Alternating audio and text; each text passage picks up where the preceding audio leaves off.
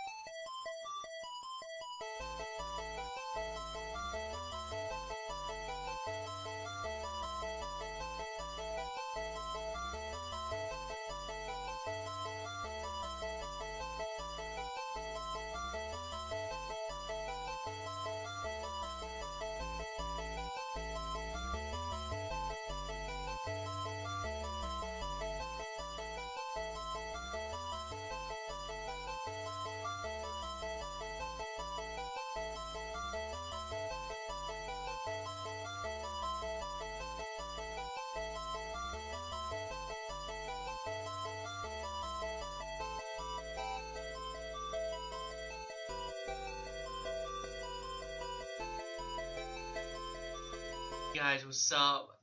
New setting. I'm just gonna twist the camera around.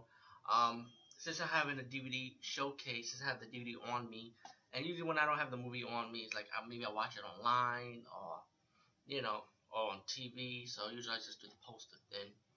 Um, Besides that, yeah, Faces of Sherlock. Let me say something. There is also a part two in this movie, and I don't know when that's coming out because this is an independent horror, so we never know when independent horror comes out these days. Um, Special feature, Faces of Sherlock feature behind the scenes, outtakes and bloopers, world premiere featurette, cinema wasteland featurette, a Sherlock rock music video, and it's from Independent Entertainment. I'm not sure because I remember when I saw those four box set of Mill Creek independent horror movies. Let me show you this logo. That like it looked like a termite, alien or something. I think it used to be Outlaw Video or Temp Video. I'm not sure, but that logo looks familiar to me. Um, this is an anthology horror movie. With, of course, anthology lately independent movies when they do movies lately has to have comedy elements to it too now. I like more of the serious stuff, but don't get me wrong, I actually did enjoy this. It wasn't bad for what it was. I don't mean like in that way, but I mean it was enjoyable. That's the point. If you enjoy it, then it's good. So let me put it like that. I don't want to disrespect independent directors. I always have respect for independent movies, independent directors, because I know how they feel. Because I want to do something like this to myself, And I only did one, I did on my own, and also I did a second version of this independent movie I did short called Taji a Video Blogger that I did like 2 years ago, I think. And I also want to give a shout out to Electra Knight, who also helped me out doing like a hosting gig segment when I did a revised version of it. And I kind of like this movie because it kind of reminds me of myself, when I was doing my short. And this movie has a hosting segment also, and it's like the hostess in the movie.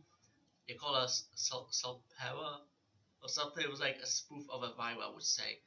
And she's not like hosting, and then like things that she did not like smoke behind us. She might have a tumor, and I'm like, wait a minute, you're a vampire host. You can't be scared of smoke. And you have like fire, like she gets scared of the fire like unexpectedly. The kind of fire effects. But I like her hosting gig. I respect the directors who did and writers who wrote that segment for her. Much respect. You got four stories. Let me name one. Blood Witch, and I don't want to spoil it because, like again, I want you to buy this movie, show respect, and support the independent movie makers. That's definitely a must. Blood Witch have this woman that was living in the house, like rented in the house, and I mean, went to the room now, excuse me, and she was like masturbating while she was having a period, and I was like, oh, that's some nasty shit. But the girl's hot though, don't get me wrong. And then she goes in the refrigerator and grab something for a drink, and that was like, and her roommate was like, oh, that's disgusting, pretty much like you nasty. And she's always like telling her, I'm gonna kick you out the house. So the roommate that worships the devil and shit, she says she is not devil worship, but she got shit that she worships the devil. She got a devil witch book and shit, satanic witch book. And then she summoned a spirit, an evil witch, right? And whenever time she says Malato or Matila or something, means kill. She sent her out to kill it. And the evil witch is like dumbfounded. She's like stupid. Like you think she'd be like all powerful and shit. Like don't fuck with me type of attitude, human, just because you summoned me. But nah, she's like a stupid witch. She's like a doggy witch, like a bitch. I mean, I don't mean like I apologize, but that's what it is to me. She's a witch bitch, And the human like controlling her like was nothing. Like it's telling her you gotta listen to me pretty much. And people that this evil woman don't like, she sends the evil witch to do her killing for her. And one of the witch, I mean, excuse me, the witch woman saw the a woman that was arguing with the evil roommate, and he didn't want to kill her because that woman that was talking to the evil roommate kind of reminded her of past love, and she doesn't want to do the killing. And that's when the evil woman, like I said, got mad and stuff like, "Oh, you're a dog! I can't believe it! I'm gonna send you back," And and when she sent her back, and the evil roommate was all calm and cool, and she realized that everything was back to normal, and you know, and the evil roommate was wondering, like, pretty much like, what the hell's going on, like, and then she saw the original roommate that she got killed was alive, of course, and she came back and telling her evil roommate, hey, like, she said, let's just say she said some words, while the good roommate, this time who was alive now, got the black book in her hands. So you can take a wild guess. Uh, the second story is Mike Was Here. This is definitely a comedy to me than horror. Yeah, it has kill moments, but it was just like to me like something stupid about it, like funny in a way that this guy got a job and he realized that there's a ghost that walks around the movie theater, and the people that work in the movie theater, like, they don't care if there's a ghost walking in the movie theater with them. And the ghost, we found out that that he's an employee. When he got fired, he killed himself. So pretty much that's how he's haunting the movie theater. And then when the new owner and the new manager took over the movie theater, he has the employees in a meeting and tell them, like, you know what, we're gonna get rid of this ghost. The ghost got pretty mad, so he decided to possess the manager, and cause the manager that been possessed by the ghost now end up killing everybody in the theater. And of course, you get your silly twist ended to this one too. And the third story is One Foot in the Grave. This movie scares the shit out of me, man, because I got feet problems too, man. I'm not gonna lie. I'm ashamed to say it. Got a little personal. I'm sorry, but this ballerina got a bad foot. Her foot needs to be cut off. She didn't want it to happen. Her foot was ugly. Her boyfriend can't even stand looking at her foot. And when she was in the hospital, the doctor ordered her foot to be cut off, and she got mad. And later, you also got part of a story when you got this evil witch who needs a virgin's foot. So the witch does like a spell to make the foot to make the evil foot. The foot alive. Excuse me, the bad foot alive. And of course, there's the evil foot, and the evil foot starts killing people around this woman, around the ballerina. And when the ballerina realizes what happened to her foot, she goes after the witch. And you also got a twist ending with that too, of course. The fourth story, I think the fourth story was my favorite. It's nothing new, but I will get personal again. But guys, if you like women with tattoos and they fucking hot, hell yeah, man! You got a double feature, man. You got this movie, the fourth story, Sleigh Ride.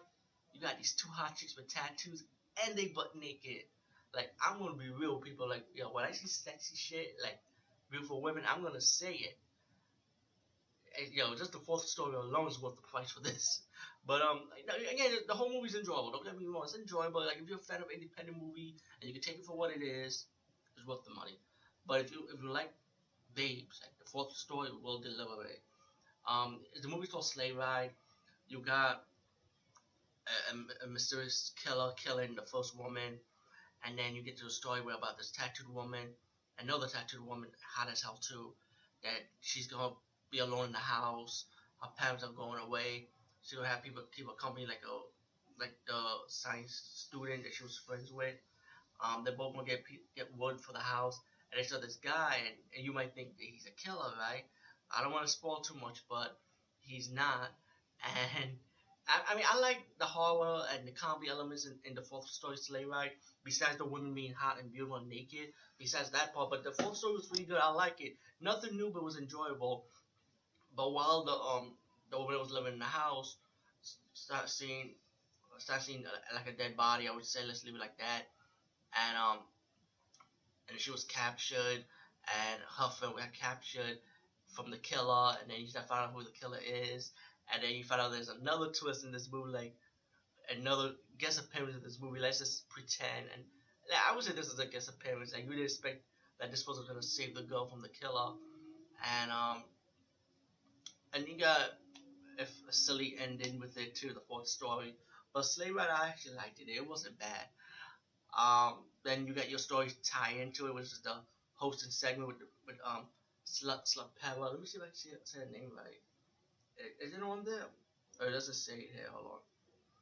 Well, the hostess in this movie named Slutpira, and you got guys that shoot in her segment. You get like some segments with them too, and you also got a shower scene with one of the models in that segment to another naked, beautiful naked babe with short hair, very sexy by the way. Um, and then when you get to the end of that hostess segment, the director telling everybody to go home. He didn't want to pay the woman pretty much. And let's just say when the director was in his house like a shower, you see some scenes from all four of the story, and then Slut Peril comes back, and let's just say if you like the first story, Blood Witch, let's just say it follows the director. Let's just put it like that. All in all, like I say, very enjoyable. I liked it. You know, it wasn't bad or nothing. Um, it's a comedy horror. It's an independent movie, so understand that. There is a part two. I will get part two because if I like this, I should get the sequel. You know, hopefully, I'll see if I can buy it. I'm looking for it on Amazon. I can't find it. It's not even on the main website. So, like I said, I presume it haven't came out yet. But anyway, peace, guys. See you later.